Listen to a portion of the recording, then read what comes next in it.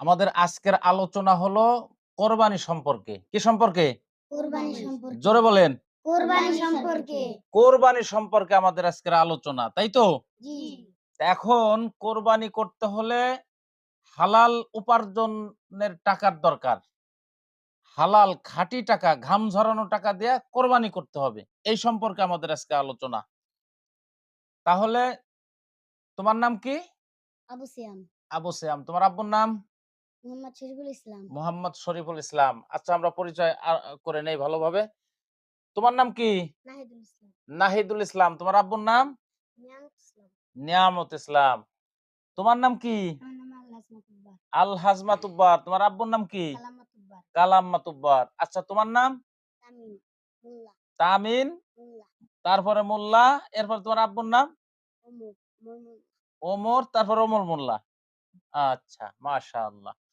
তাহলে এখন আজকের প্রশ্ন হলো যে আমরা যে কোরবানি করব, তা আমাদের কোরবানিকৃত যেই টাকা, অর্থাৎ যেই টাকা দিয়ে আমরা গরু কিনবো, এই টাকাটা কোন ধরনের উপার্জিত টাকা হবে? এই তো?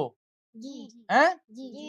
তা এখন ৪ ধরনের টাকা দিয়া কোরবানি করা যাবে না। যাবে না। তার ১ নাম্বার হলো সুদের টাকা।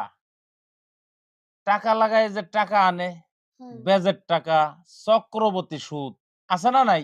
আছে। এই সুদের টাকায় কোরবানি হবে না। হবে না।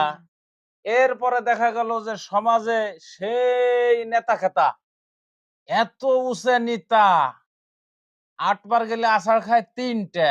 অথচ ঘুষির টাকার ব্যাগে সে ঘুমায় মাথার নিচে দিয়ে। তো এখন ওই ঘুষের টাকায় কোরবানি হবে না। হবে না।